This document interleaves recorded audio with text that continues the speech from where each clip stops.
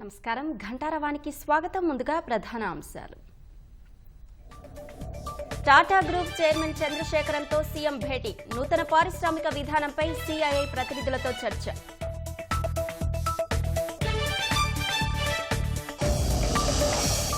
SSLV D3 ప్రయోగం విజయవంతం. ఇస్రో బృందానికి అభినందనలు తెలిపిన సీఎం.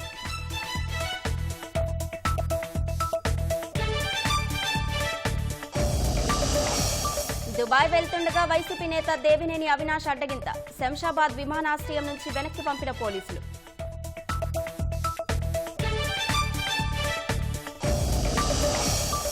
అధ్యక్ష హోదాలో కమలా హ్యారిస్ అద్భుతంగా పనిచేయగలరన్న బైడెన్. ట్రంప్ను ఓడించాలని ప్రజలకు పిలుపు.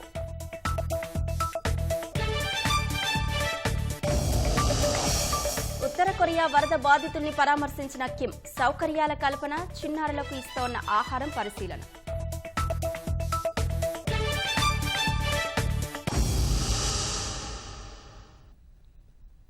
రాష్ట్రంలో అన్న క్యాంటీన్లు పునః ప్రారంభమవుతున్నాయి. మంగళగిరి నియోజకవర్గంలో 2 చోట్ల అన్న క్యాంటీన్లను మంత్రి లోకేష్ ప్రారంభించారు. తాడేపల్లి మండలం నులకపేటలో అన్న క్యాంటీన్ను ప్రారంభించి పేదలకు స్వయంగా అల్పాహారం వడ్డించారు. మంగళగిరిలో అన్న క్యాంటీన్ను ప్రారంభించి స్థానికులతో కలిసి అల్పాహారం సేవించారు.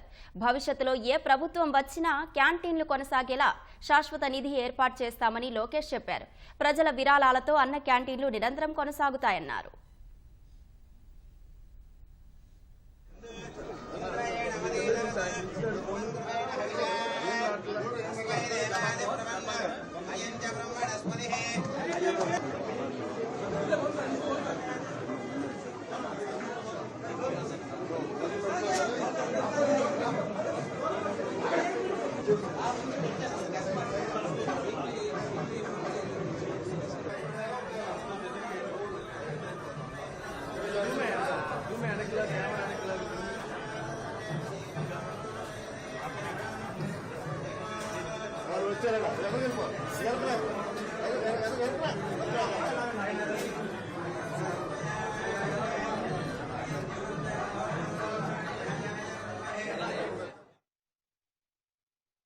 అన్న క్యాంటీన్ 5 రూపాయలు భోజనం పెడతానని మేము హామీ ఇచ్చాం. అది అమలు చేశాం. అసలు అన్న క్యాంటీన్ గురించి మాట్లాడే హక్కు వాళ్ళకి ఎక్కడి నుంచి వచ్చింది? సూటిగా ప్రశ్నిస్తున్నా. ఆ ఫేక్ జగన్ ని నేను సూటిగా ప్రశ్నిస్తున్నా. అన్న క్యాంటీన్ గురించి మాట్లాడే హక్కు నీకు ఎవరిచ్చారు? అన్న క్యాంటీన్ మూసేసింది మీరు, మళ్ళీ మీకు మాట్లాడే హక్కు ఎవరిచ్చారు? ఇంకోటి అడుగుతున్నా, దాతలు రమ్మంటున్నా. తప్ప అది అకౌంట్ ఇచ్చా, అది ఏ account? Government of Andhra Pradesh account. ఎందుకంత భయపడుతున్నారు అంటే వాళ్ళలాగా లిక్కర్ లో సొంత అకౌంట్లు మేము ఎప్పుడు పెట్టుకోం స్వామి. వాళ్ళలాగా ఇసుకలో మేము సొంత అకౌంట్లు మేము పెట్టుకోం. ఏ వచ్చినా ప్రభుత్వానికి ఇస్తాం, ప్రభుత్వం నడుస్తూ ఉంటుంది. అన్న క్యాంటీన్ ఒక వ్యవస్థగా ఏర్పాటు చేయాలి, శాశ్వతంగా నడవాలనే ఆలోచనతో మేము ఉన్నాం. దాతలు ముందరకు వస్తారు, దాతలు ఆదుకుంటారు. ఒక నిధి ఏర్పాటు చేస్తాం. ఆ నిధి నుంచి వచ్చే ఇంట్రెస్ట్ కానీ అన్ని ఖర్చు పెట్టి అన్న క్యాంటీన్లు అద్భుతంగా నడిపిస్తుంది తెలుగుదేశం, జనసేన, భారతీయ జనతా పార్టీ ప్రభుత్వం. మూసేసిన అన్న క్యాంటీన్ తిరిగి ప్రారంభిస్తామని చెప్పాం. గతంలో ఏ డిజైన్ ఉందో అదే డిజైన్ అమలు చేస్తాం. వీలైనంత త్వరగానే మిగిలిన అన్న క్యాంటీన్లను ప్రారంభిస్తామని మంత్రి నారాయణ అన్నారు. నెల్లూరు నగరంలో ఫిష్ మార్కెట్ వద్ద ఉన్న అన్న క్యాంటీన్ను ఆయన ప్రారంభించారు. కొత్త హాలు సమీపంలోని ఇందిరాభవన్ వద్ద అన్న క్యాంటీన్ను MP Vemireddy Prabhakar Reddy, AC market వద్ద అన్న క్యాంటీన్ను నెల్లూరు గ్రామీణ ఎమ్మెల్యే కోటంరెడ్డి శ్రీధర్ రెడ్డి ప్రారంభించి పేదలకు ఆహారం వడ్డించారు. ఎన్నికల్లో ఇచ్చిన హామీ మేరకు అన్న క్యాంటీన్లను పేద ప్రజలకు అందుబాటులోకి తీసుకొచ్చామన్న మంత్రి నారాయణ అన్నారు.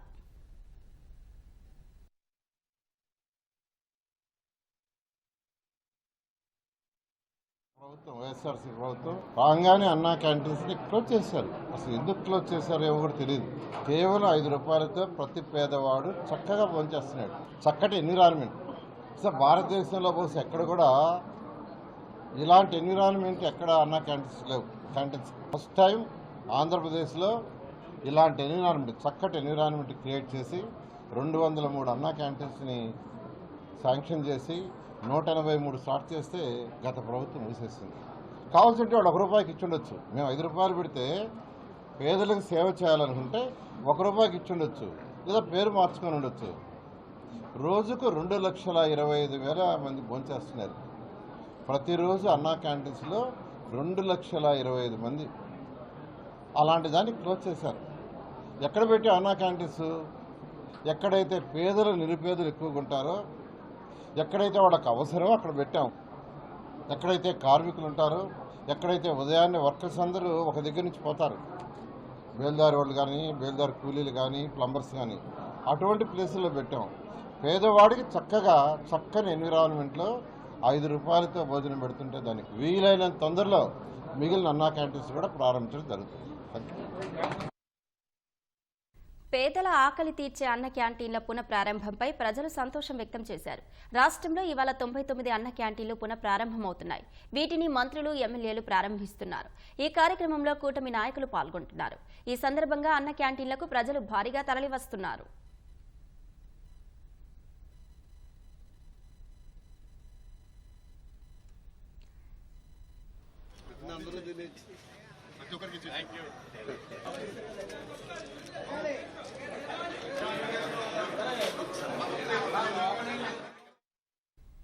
రాజమహేంద్రవరం క్వారీ సెంటర్లో అన్న క్యాంటీన్ను ఎమ్మెల్యే ఆదిరెడ్డి వాసు ప్రారంభించారు.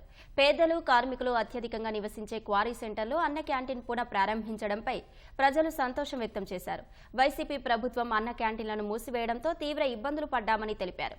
అన్న క్యాంటీన్ తిరిగి ప్రారంభించడంతో తమ ఆకలి బాధలు తీరుతాయని స్థానికులు అంటున్నారు.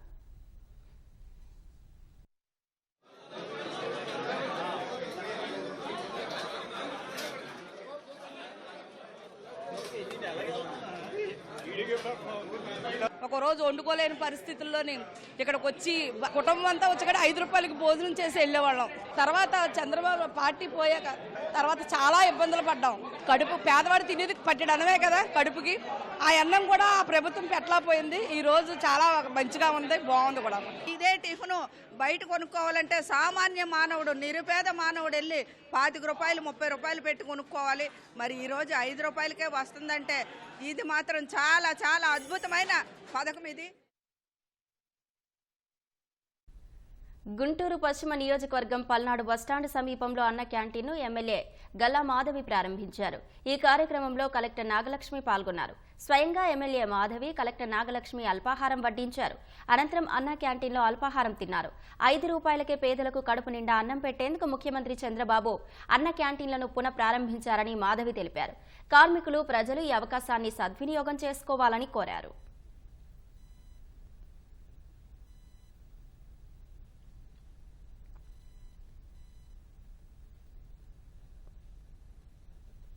పేదల ఆకలి తీర్చేందుకు అన్న క్యాంటీన్లు పునః ప్రారంభించడం హర్షణీయమని మచిలీపట్నం ఎంపీ బాలశౌరి అన్నారు. కృష్ణా జిల్లా ఉయ్యూరులో ఎమ్మెల్యే బోడ ప్రసాద్తో కలిసి ఎంపీ బాలశౌరి అన్న క్యాంటీన్ను ప్రారంభించారు.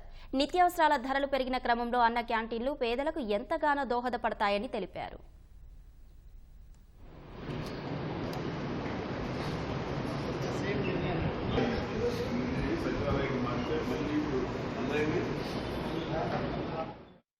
పేదల పాలిట అక్షయ పాత్రగా అన్న క్యాంటీన్ ఉంటుందని విజయవాడ ఎమ్మెల్యే గద్దె రామ్మోహన్ అన్నారు. విజయవాడలో అన్న క్యాంటీన్ను కలెక్టర్ సృజనతో కలిసి ఆయన ప్రారంభించారు. అన్న క్యాంటీన్ల నిర్వహణ కోసం విజయవాడకు చెందిన వియాన్ రాము తన పుట్టినరోజు సందర్భంగా 50,000 రూపాయలు విరాళమిచ్చారు. ఎమ్మెల్యే గద్దె రామ్మోహన్ కు చెక్కును అందజేశారు. ఇట్లా పెడుతున్నారంటే ఎంతో సంతోషం కదయ్యా. కాళ్ళు వణుకుతి ఎట్లా చేసుకుంటాం. మహానుభావుడు పెట్టాడు, దండం పెట్టి తింటున్నానయ్యా. జగన్ వచ్చాడంటే ఏం చేయలే, అందరూ కడుమాటు చేశాడు. ఇవాళ చంద్రబాబు నాయుడు బతికున్న కాలం అన్నం పెడతాడు. మాలాంటి పేదలు బాగుంటుందండి. 5 రూపాయలు కడిమిండిద్ది, బాగుంది. 5 సంవత్సరాలు ఎంత ఇబ్బంది పడ్డారు పేదలు. బయట కొనుక్కుంటే టిఫిన్ 30 రూపాయలు, భోజనం 100 రూపాయలు, రోజు 200 రూపాయలు ఒక మనిషికే ఖర్చు అవుతుంది. అదే డబ్బులు మిగిల్చుకొని పనిచేసే వాళ్ళు తీసుకెళ్ళి పిల్లలకి వాళ్ళకి మంచి ఫుడ్ ఏర్పాటు చేసి ఇంట్లో చూసుకుంటారు కదా, బట్టలు కొని ఫుడ్ కొని ఎంత సంతోషిస్తారండి. ప్రకాశం జిల్లా చీమకుర్తిలో అన్న క్యాంటీన్ను ఎమ్మెల్యే విజయ్ కుమార్ ప్రారంభించారు. ఈ కార్యక్రమంలో కలెక్టర్ తమీం అన్సారియా పాల్గొన్నారు. పేదవాడి ఆకలి తీర్చేందుకు ముఖ్యమంత్రి చంద్రబాబు ఈ మహత్ కార్యాన్ని చేపట్టారని ఎమ్మెల్యే విజయ్ కుమార్ అన్నారు. 3 పూటలా నాణ్యమైన ఆహారాన్ని అందిస్తామని తెలిపారు.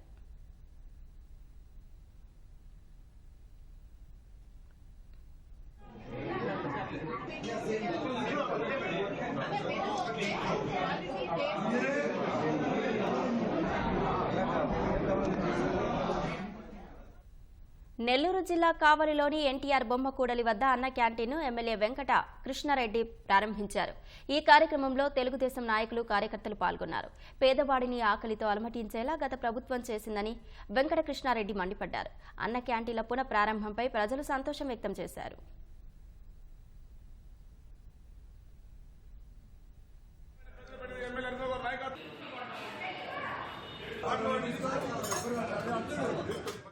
పేదల ఆకలి తీర్చేందుకు అన్న క్యాంటీన్లు పునః ప్రారంభించామని ఎమ్మెల్యే చెదలవాడ అరవిందబాబు అన్నారు. పల్నాడు జిల్లా నరసరావుపేటలో ఘనంగా 3 అన్న క్యాంటీన్లను కలెక్టర్ అరుణ్ బాబుతో కలిసి ఎమ్మెల్యే ప్రారంభించారు. అన్న క్యాంటీన్లకు పేదలు భారీగా తరలివచ్చారు. ఈ ప్రారంభోత్సవ కార్యక్రమంలో టీడీపీ నాయకులు పాల్గొన్నారు. సీఎం చంద్రబాబుతో టాటా గ్రూప్ చైర్మన్ నటరాజన్ చంద్రశేఖరన్ భేటీ అయ్యారు. భారత పరిశ్రమల సమాఖ్య ప్రతినిధుల బృందం కూడా సీఎంతో సమావేశమైంది. నూతన పారిశ్రామిక విధానంపై సిఐఐ ప్రతినిధులతో సీఎం చంద్రబాబు చర్చిస్తున్నారు. రాష్ట్రంలో పెద్ద ఎత్తున పెట్టుబడులను ఆకర్షించి పరిశ్రమలు ఏర్పాటు చేయడంపై సీఎం దృష్టి సారించారు. పెట్టుబడుల సాధనే ప్రధాన లక్ష్యంగా దాదాపు 6-7 శాఖల్లో కొత్త పాలసీల రూపకల్పనపై రాష్ట్ర ప్రభుత్వం ఇప్పటికే కసరత్తు మొదలుపెట్టింది. పారిశ్రామికవేత్తల్లో నమ్మకాన్ని కలిగించి రాష్ట్రానికి పెట్టుబడులు సాధించేందుకు సీఎం విస్తృత ప్రయత్నాలు చేస్తున్నారు.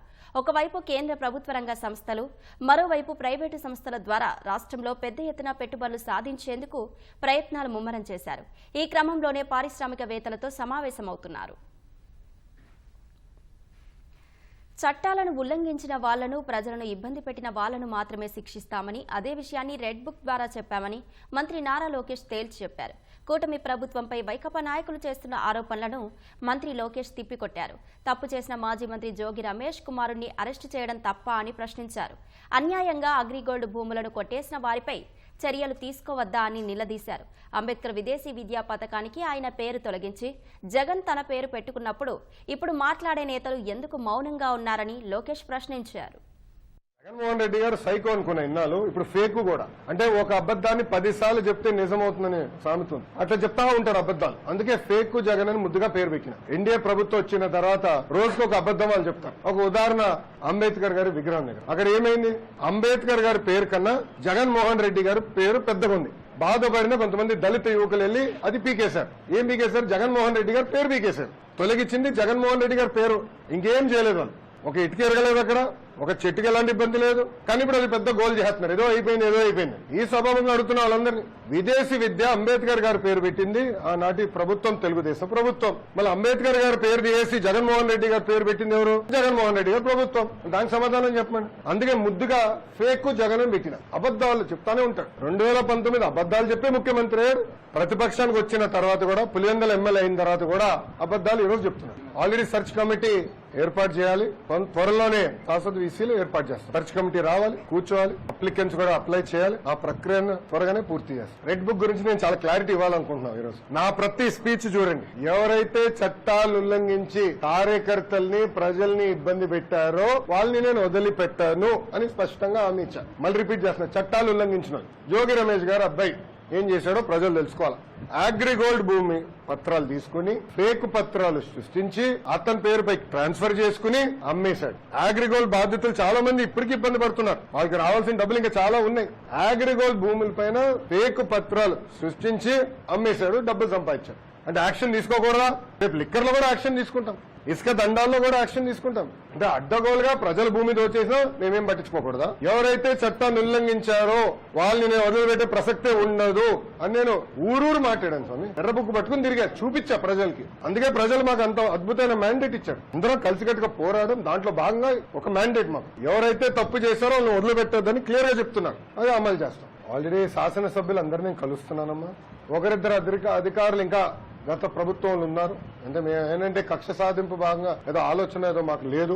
అందరినీ తీసేయాలన్న ఆలోచనలు మేము లేము. ఎవరైతే పని చేయగలుగుతారో, ఎవరైతే బాగా పనిచేశారు గతంలో, వాళ్ళని ప్రోత్సహించాల్సిన బాధ్యత మా పైన. ఎవరైతే చట్టాన్ని ఉల్లంఘించి మమ్మల్ని ఇబ్బంది పెట్టారో వాళ్ళని మేము వదిలిపెట్టే పరిస్థితి ఉండదు. అది క్లారిటీగా ఉన్నాను. సో తప్పనిసరి ఇన్ఛార్జ్ మంత్రులు కేబినెట్ లో నిర్ణయించి వేస్తారు. దాన్ని బట్టి ఇన్ఛార్జ్ మంత్రి గారు అందరితో కూర్చుని లోకల్గా ఉన్న సమస్యలు పరిష్కరిస్తారు. చంద్రబాబు నాయుడు గారితో మేము అందరం చర్చించినప్పుడు, పార్టీలో చర్చించినప్పుడు చాలా స్పష్టంగా నో హార్స్ ట్రేడ్. నాకు ఒక ఎమ్మెల్సీ ముఖ్యం కాదు, చాలా క్లియర్ గా ఉన్నాను. ఏమన్నా పార్టీలో చేరాలంటే రాజీనామా చేసి రమ్మని చెప్పండి. అప్పుడే మనం ఏమైనా చేద్దాం తప్ప, లేదంటే ఏదో ఒక ఎమ్మెల్సీ గెలిచేదానికి వాళ్ళని తీసుకుంటే కరెక్ట్ కానే కాదని చాలా స్పష్టంగా చెప్పారు. గత ప్రభుత్వం దాదాపు 2,150 కోట్లు 2,200 కోట్లు సుమారుగా ఫీ రీయింబర్స్మెంట్ బకాయిలు పెట్టిపోయింది. సో ఇప్పుడు చాలా మంది విద్యార్థులు ఇబ్బంది పడుతున్నారు. ముఖ్యమంత్రి గారితో త్వరలోనే మాకు రివ్యూ మీటింగ్ ఉండేది, దాంట్లో చర్చిస్తున్నాం. పాత ఫీ రీయింబర్స్మెంట్ విధానం తీసుకొద్దాం అనేది మా లక్ష్యం. సో తల్లిదండ్రులకి పిల్లలకి ఎలాంటి ఇబ్బంది లేకుండా డైరెక్ట్గా ప్రభుత్వం ఈ కాలేజ్ యజమాని అకౌంట్లో డబ్బులు వేస్తాం. సో పిల్లలకి ఎలాంటి ఇబ్బంది ఉండదు, వాళ్ళు హాయిగా వెళ్ళి చదువుకోవచ్చు.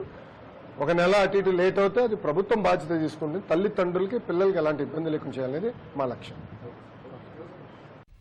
విదేశాలకు వెళ్లేందుకు ప్రయత్నించిన వైసీపీ నేత దేవినేని అవినాష్ కు చుక్కెదురైంది. గురువారం రాత్రి హైదరాబాద్ నుంచి దుబాయ్ వెళ్లేందుకు ఆయన యత్నించగా మంగళగిరి పోలీసులకు శంషాబాద్ విమానాశ్రయం అధికారులు సమాచారం ఇచ్చారు. అవినాష్ పై కేసులు ఉన్నందున ప్రయాణానికి అనుమతి ఇవ్వొద్దని మంగళగిరి పోలీసులు వారికి తేల్చి చెప్పారు. దీంతో అధికారులు అవినాష్ కు అడ్డు చెప్పడంతో శంషాబాద్ విమానాశ్రయం నుంచి ఆయన వెనక్కి వెళ్లిపోయారు. టీడీపీ కార్యాలయంపై దాడి కేసులో దేవినేని అవినాష్ పై ఎఫ్ఐఆర్ నమోదైంది. దాడి కేసులోని వైసీపీ నేతలు విదేశాలకు వెళ్లకుండా పోలీసులు ముందస్తు చర్యలు చేపట్టారు. దాడిలో పాల్గొన్న వారిపై లుకౌట్ నోటీసులు జారీ చేస్తూ విమానాశ్రయాలకు సమాచారం ఇచ్చారు. చదువుకున్న పాఠశాల రుణం తీర్చుకుంటున్నందుకు సంతోషంగా ఉందని పశ్చిమ గోదావరి జిల్లా గోపాలపురం ఎమ్మెల్యే మద్దిపాటి వెంకట్రాజు అన్నారు. ఎమ్మెల్యేగా అందుకున్న మొదటి నెల జీతాన్ని తాడేపల్లిగూడెం మండలంలోని ఆరుగొలను గురుకుల పాఠశాలకు విరాళంగా అందజేశారు. పాఠశాలలో ఆర్వో ప్లాన్ నిర్మాణానికి ఏర్పాట్లు చేశారు. భవిష్యత్తులో నిరుపేద విద్యార్థుల కోసం అండగా నిలబడతానని హామీ ఇచ్చారు. నేను ఎమ్మెల్యేగా అయిన తర్వాత మొన్ననే నా అకౌంట్లో జీతం పడింది. ఆలోచించా, ఈ నా మొట్టమొదటి జీతాన్ని ఎక్కడ ఉపయోగించాలి అని ఆలోచించినప్పుడు నా మదిలో మెదిలింది ఆరుగొల్లు స్కూలు మీరే. ఇక్కడ చదవడం వల్లే కదా, ఇక్కడ ఉపాధ్యాయులు ఆ రోజున మమ్మల్ని సొంత బిడ్డల్లా చూసుకుని చితగొట్టేసేవారు. సొంత బిడ్డల్లా చూస్తే కొట్టడం ఏంటి అనుకుంటున్నారా? ప్రేమ. బాగా చదివితే తప్ప వీడు బ్రతకలేడు, చదువు ఒక్కటే వీడి మార్గం అని ఆ రోజు ఉపాధ్యాయులు సిబ్బంది అందరూ నమ్మారు. కాబట్టి మా మీద సొంత బిడ్డల్లాగా ప్రేమ చూపించి చదువుల్లో ఇంత ఉన్నత స్థాయికి తీసుకురాగలిగారు. కాబట్టి ఈ సమాజంలో ఎలాంటి విపత్కర పరిస్థితుల్లో అయినా గెలుపొందడం, పోరాడడం ఇక్కడే నేర్చుకున్నాం. కాబట్టి విద్య మీద, చదువు ఉండే విద్యా సంస్థల మీద నా ఫోకస్ ఉండాలని చెప్పి నా మొదటి జీతాన్ని మీకే వెచ్చిస్తున్నా. ఒకే ఒక ఫోన్ కాల్తో ప్రజల సమస్యలు పరిష్కరిస్తానని పల్నాడు జిల్లా పెదకూరపాడు ఎమ్మెల్యే భాష్యం ప్రవీణ్ అన్నారు. ప్రజా సమస్యల పరిష్కారం కోసం డయల్ యువర్ ఎమ్మెల్యే కార్యక్రమాన్ని ప్రారంభించారు. గురువారం స్వాతంత్ర దినోత్సవ సందర్భంగా ఆయన ఈ కార్యక్రమానికి శ్రీకారం చుట్టారు. నియోజకవర్గంలోని 5 మండలాలకు 5 ఫోన్ నంబర్లు కేటాయించారు. మండలానికి 2 చొప్పున నియోజకవర్గంలో 10 మంది ప్రజా సేవకులను నియమించారు. నన్ను గెలిపించిన పెదకూరపాడు నియోజకవర్గ ప్రజల రుణం తీర్చుకోవడం కోసం నేను స్వతంత్ర దినోత్సవ సందర్భంగా ఒక వినూత్న కార్యక్రమం చేపట్టడం జరిగింది. అది డైల్ యువర్ ఎమ్మెల్యే. ఈ ప్రోగ్రాంలో మన నియోజకవర్గంలో ఉన్న 5 మండలాలకు సంబంధించి 10 మంది ప్రజాసేవకుల్ని నియమించడం జరిగింది. ఒక ప్రజాసేవకు ఆఫీసులో అందుబాటులో ఉంటూ మీ యొక్క సమస్యలను ఫోన్ ద్వారా తెలుసుకుంటారు. ఇంకొక ప్రజాసేవకు క్షేత్రస్థాయిలో అందుబాటులో ఉంటూ స్థానిక నాయకులతో కలిసి మీకున్న సమస్యలను తీర్చడం కోసం ప్రయత్నం చేస్తామని ఈ సందర్భంగా తెలియజేస్తున్నాను. వారంలో ఒకరోజు ఒక్కొక్క మండల హెడ్ క్వార్టర్లో 5 మండల హెడ్ క్వార్టర్లో 5 రోజులు ఈ రోజు నుంచి నేను అందుబాటులో ఉంటానని ఈ సందర్భంగా తెలియజేస్తున్నాను. చంద్రబాబు ముఖ్యమంత్రి కావాలన్న కోరిక నెరవేరడంతో శ్రీకాకుళం జిల్లా లావేరు మండలం పాతకుంకం గ్రామానికి చెందిన టీడీపీ కార్యకర్తలు తిరుమలకు కాలినడకన బయలుదేరారు. శ్రీకాకుళం నుంచి తిరుమలకు వెళ్లి మొక్కు చెల్లించుకోనున్నారు. మొక్కు చెల్లించుకోవడానికి తిరుమలకు వెళ్తున్న కార్యకర్తల ఖర్చులన్నీ భరిస్తానని విజయనగరం ఎంపీ కలిశెట్టి అప్పలనాయుడు అన్నారు.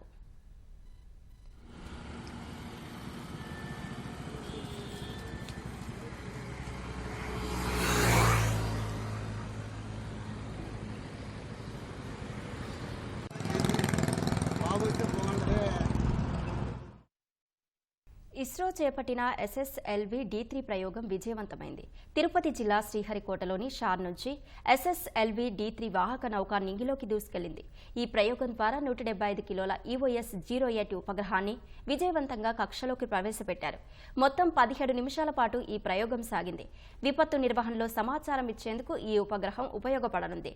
పర్యావరణం, ప్రకృతి విపత్తులు, అగ్నిపర్వతాలపై ఇది పర్యవేక్షించనుంది. ఇస్రోకి చెందిన UR రావ్ శాటిలైట్ సెంటర్లో EOS-ను అభివృద్ధి చేశారు.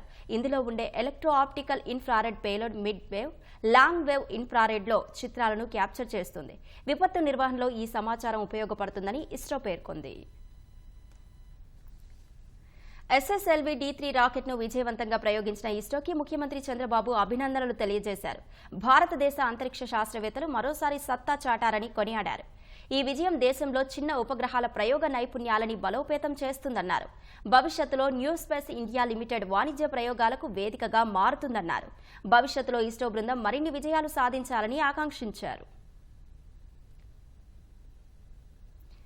దేశంలో మరోసారి ఎన్నికల సందడి మొదలు కానుంది. పలు రాష్ట్రాల అసెంబ్లీ ఎన్నికలకు సంబంధించిన షెడ్యూల్ ఇవాళ మధ్యాహ్నం 3 గంటలకు కేంద్ర ఎన్నికల సంఘం ప్రకటించనుంది.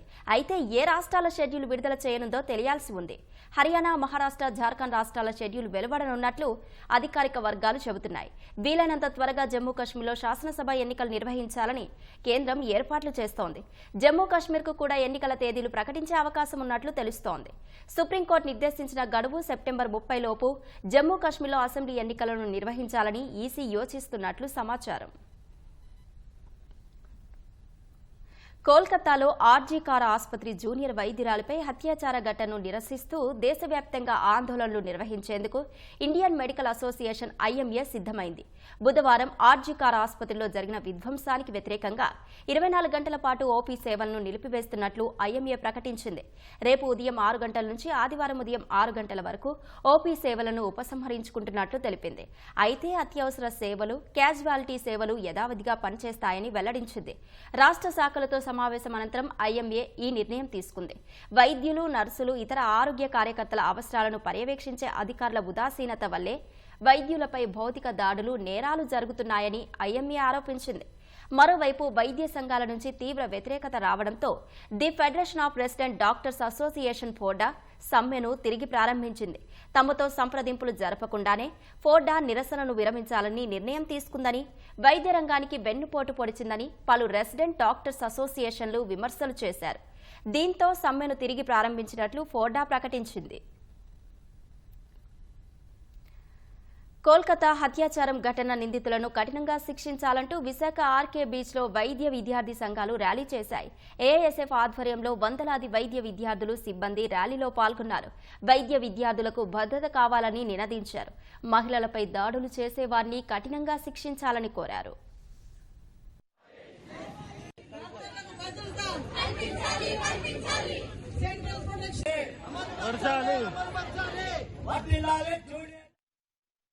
వైసీపీ ప్రభుత్వ 5 ఏళ్ల రివర్సు పాలన పాపాలు రాష్ట్ర ప్రజలకు శాపాలుగా మారి నేడు వేధిస్తున్నాయి. జగన్ హయాంలో సాగునీటి రంగాన్ని పూర్తిగా పక్కన పెట్టడంతో పలు ప్రాజెక్టుల నిర్వహణ కుంటుపడింది. అనకాపల్లి జిల్లాలోని కోనాం రిజర్వాయర్ నిర్వహణకు కనీస నిధులు కేటాయించకపోవడంతో గేట్లు మరమ్మతులకు గురయ్యాయి.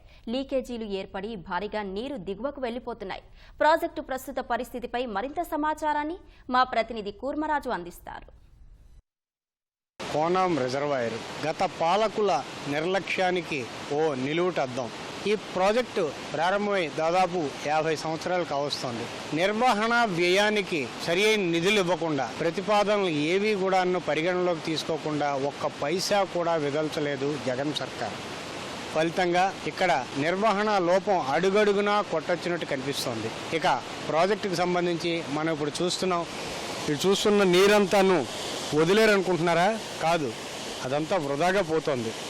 ఇగో ఇక్కడ మాత్రం ఈ కెనాల్కి సంబంధించి ఈ గేట్లు మాత్రం ఒక గేట్ని చాలా స్వల్పంగా ఆపరేట్ చేయడంతో ఆ నీరు పెద్ద ఎత్తున కిందకి పోతుంది.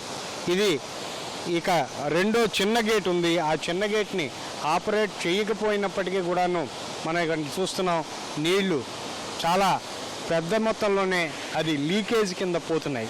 మాడుగుల నియోజకవర్గంలోని చీడికాడ మండలంలోనే ఈ కోనాం రిజర్వాయర్ కింద దాదాపు 10,000 ఎకరాలకు పైగా సాగవుతుంది. మొత్తం కోనాం ఆయకట్టు 14,500, అటు బుచ్చేపేట, చోడవరం, అలాగే ఈ పరిసర మండలాల్లో మొత్తం 5 మండలాలకు సంబంధించి 14,500 ఎకరాలు ఈ రిజర్వాయర్ కింద సాగవుతూ వస్తుంటాయి. ఒక పంటకి పూర్తి స్థాయిలో నీటిని ఇవ్వాలంటే ఇక్కడ రిజర్వాయర్, ఈ గేట్ల నిర్వహణ, ఈ రిజర్వాయర్ నిర్వహణ అనేది చాలా ముఖ్యం. ఈ గేట్ల నిర్వహణ సరిగా లేకపోవడంతో కింది పొలాలకు నీళ్లు అందే పరిస్థితి చాలా కాలంగా ఉండడం లేదు. రైతులు గగ్గోలు పెడుతున్నా జలవనరుల శాఖ మాత్రం చెవిటివాటి ముందు శంఖం ఊదిన మాదిరిగా ఆ శాఖ వ్యవహరిస్తూ వస్తుంది. ఇక్కడ చూస్తే గేట్లు ఆపరేట్ కాని పరిస్థితి ఏమో ఇక్కడ మనకి కనిపిస్తోంది. వీటిని చక్కదిద్దాల్సిన అవసరం ఉందని అటు రైతాంగం కూటమి ప్రభుత్వానికి చెప్తూ వస్తోంది. మొత్తం జలవనరుల శాఖకు సంబంధించి ప్రాజెక్టుల నిర్వహణ, అలాగే రిజర్వాయర్ల నిర్వహణపై ప్రభుత్వం ప్రత్యేక దృష్టి పెట్టడంతో దీనికి మంచి రోజులు వస్తాయని ఇక్కడ రైతులు ఆశాభావం వ్యక్తం చేస్తున్నారు. కెమెరామెన్ సి శ్రీనివాస్తో కూర్మరాజు, ఈటీవీ న్యూస్, అనకాపల్లి జిల్లా. స్వాతంత్ర సమరయోధుడు సర్దార్ గౌతులచ్చన్న 115వ జయంతి సందర్భంగా ముఖ్యమంత్రి చంద్రబాబు నివాళి అర్పించారు. తాడిత పీడిత ప్రజల అభ్యున్నతి కోసం జీవితాంతం కృషి చేసిన సర్దార్ గౌతులచ్చన్న చిరస్మరణీయుడని కొనియాడారు. గౌతులచ్చన్న జీవితం నేటి యువతరానికి ఆదర్శమని అన్నారు.